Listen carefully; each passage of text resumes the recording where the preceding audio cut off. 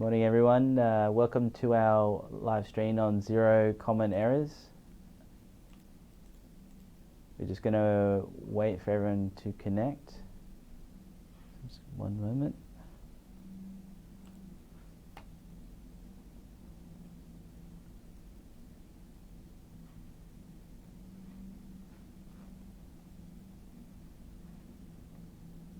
Alright, we're going to go ahead and get started. So welcome to the live stream on Xero common errors. I'm your host, Craig Moshner. I'm the principal accountant at Waddle Accountants, and yeah, we find this issue comes up a lot of errors in the Xero file, and we figured we'd put together sort of a list of the most common errors, and to save you time and money without us having to adjust those files. So yeah, let's get started. So the first sort of group of errors we've got, well, what we notice is misallocations. So when we're looking through the Xero file, we find a lot of things in the wrong place. The most common one is the personal transactions. Sometimes there's maybe motor vehicle registration for the motorbike that's not related to the business. They've accidentally paid it from the wrong account, and it's ended up in the motor vehicle expenses. Typically, the best process is to put them into one account just to track them easier. So if you're a company or trust, you should put it into a loan account. For sole traders, you want to put it into an account called drawings. Much easier to track. Car expenses versus travel expenses. So this is a very common issue. So there is a difference between the two. Travel expenses are typically going to be the parking and tolls, whereas the car expenses is fuel, registration, things directly related to the maintenance of the car.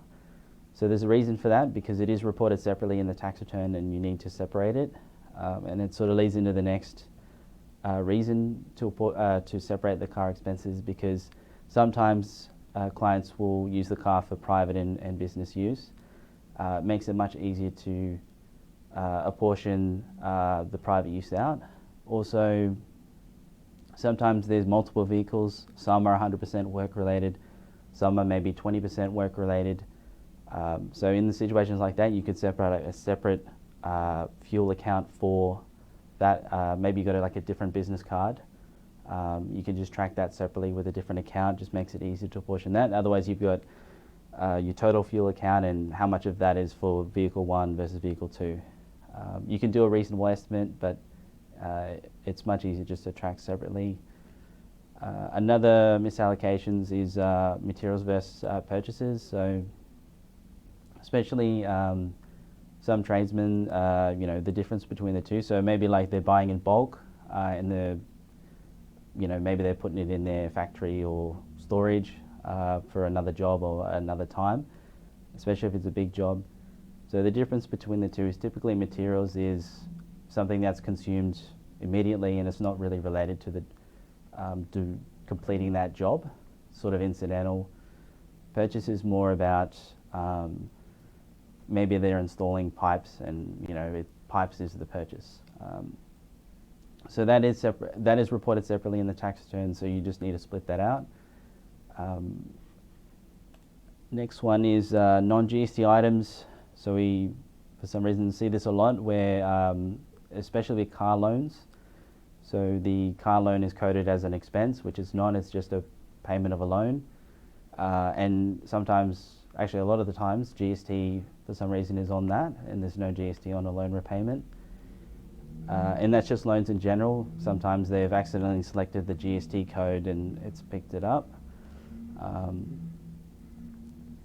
So another quite common one is where some clients are not registered for GST, but they may have accidentally set up the file with GST, and their expenses, have been all reduced by GST, even though they're not GST registered, and that would mean your expenses are less than what they really are.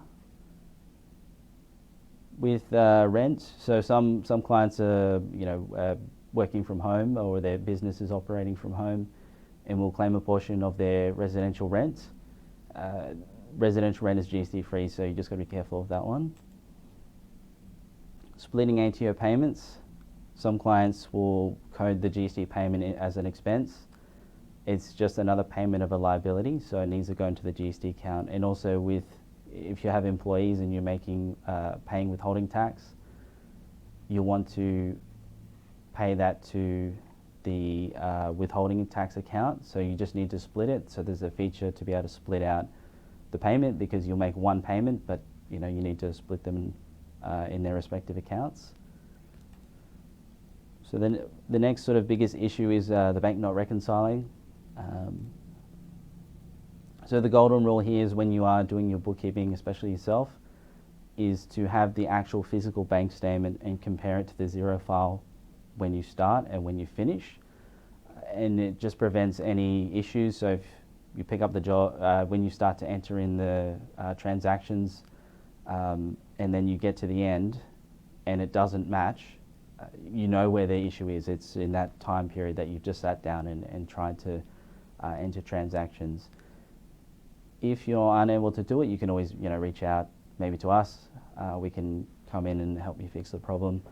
So we have sort of identified a few things that come up often. So the first one is the conversion balance. So this is not really an issue with the bank not reconciling, but it does suggest that the bank account is not correct. So this issue happens in Xero where you connect a new bank feed. Say, for example, you have $1,000 in the bank, you connect the bank feed halfway through a quarter. The Xero file doesn't know what those previous transactions are. They just start from whenever it's connected. So you'll be missing transactions. So it's something to consider, to bring to your accountant's attention. They may not go in and check that properly. So you'll need to manually adjust or enter those separately. So not using the matching tool. So this is definitely the biggest issue. So with the invoicing, if you invoice from the Xero file, a lot of clients will, when the payment comes through, the receipt comes through on the banking screen, they'll allocate that to a sale. And then at a separate date, they will say new payment and say that the invoice is now paid. The problem with that is it's now entered in the file twice. What you need to do is, when the money comes through on the banking screen, rather than allocate it, you need to use the match function to match it to the invoice. That way it prevents it being entered again. Similar with the transfers. So if you've got two bank accounts and you're moving money between the accounts, one of the accounts you want to tell Xero that it's a transfer to the other account, and then on the other side you'll say you'll just match it to that transfer. Because if you do one transfer to the other and then other back, it's going to duplicate it. So incorrect dates when entered. This is especially important when you entering the invoice or bill, or you're not using a bank feed and you're manually entering transactions. Just be careful with the invoice date. If you put it in the wrong year, month, it may affect the bank balance. No, it will. It won't match, and we won't know where it is without sort of going through line by line trying to find it. Another big issue that comes up is cash payments. So clients will pay for, say, fuel, something like that, and then to get it into the Xero file, they will enter it as a spend money, and it's not actually on that bank statement. There are a few different ways, best practices to record the cash payments. So one is just to reimburse yourself. Maybe at the end of the week, you transfer the $50 from the business account back to yourself. That's why it's in the Xero file. Much easier to track that way. That is the preferred method. You can enter it as a manual journal. We wouldn't recommend that. But yeah, the reimbursement is probably the best way. The second best is you can create a cash payment bank account. So it's easy to track when you're spending money. So if you use the spend money function for a cash payment, you can select a cash, like a non-bank account. So you can just call it cash payments, and it's just much easier to track. Just don't say it's paid from the business account when it wasn't. So there's an issue with timing issues with some bank feeds. PayPal is probably the most common. It's usually a day or two late, and that can drastically affect the your profit or expenses and GST, stuff like that. The bank account outages, this happened even with our big banks, Commonwealth Bank, NAB. With the outage, the bank feed will drop out. Not all the time, but a lot of the times it will. So just got to be mindful of that. Once again, so the golden rule there is just to make sure that the bank statement actually matches the file when you finish entering your transactions. Payroll is probably the next thing we check that we find a lot of mistakes with. So when you process payments to your staff, you need to lodge it through single touch payroll. So we find a lot of them staff are not set up in single touch payroll, or single touch payroll is not even set up in their Xero file at all. The second biggest issue is just simply paying money to your staff and coding it to wages expense. You need to use the payroll function because it will calculate the tax that you need to pay, the super. The next biggest issue is where you actually make the wage payment, but the client is also using the payroll function. So when you're using the payroll in Xero, it does the journal for the wages, the tax, all that sort of stuff. All you need to do is pay the actual wages. So you'll just allocate the actual payment of wages to payroll clearing. So a lot of clients will allocate the actual payment of the wages to wages expense, but the Xero file already entered that for you. So you'll have double wages. So big error there. Similar to the super payments, so when you use the Xero function for the payroll, it calculates the super expense. So when you actually pay the super, you need to allocate it to the super payable account. If you add it to the super expense account again, it's going to be in there twice. This is sort of just a note. If you don't withhold tax, don't calculate tax or withhold.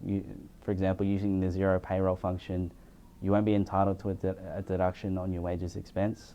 So if you're paying your staff, you can't claim it as a tax deduction without withholding tax. So just a couple of key takeaways. So yeah, just personal transactions, make sure it's in a loan account if you're a company or trust. Drawings if you're a sole trader. There's no GST on any loans. No withholding tax means you can't claim the wages as a tax deduction.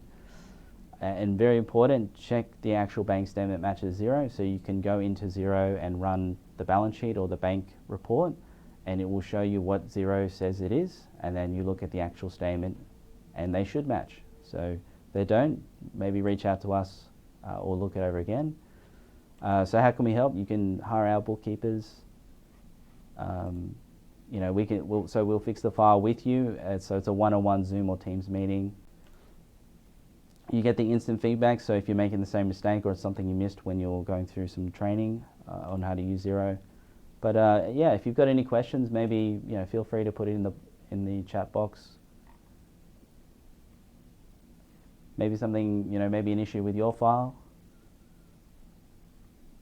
Was it maybe something that we've spoken about?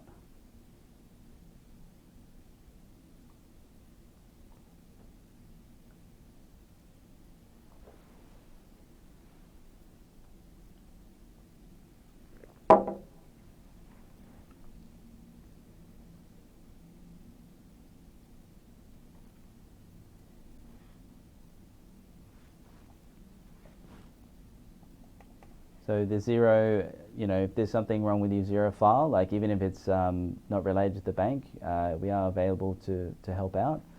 And it's sort of like an ad hoc process, so you can reach out and sort of book a time at your convenience, and we can go through it together and talk about what the issue was.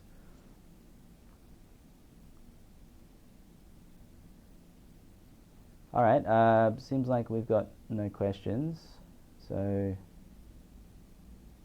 thanks for everyone attending. If you've got any other questions, feel free to reach out to us. So there's a link there in the comment box, so you could literally just click on it and be able to access and book a time, at any point that you need help. Otherwise, enjoy the rest of your day and the weekend, and hope to see you next Friday on one of our next live streams. Take care for now.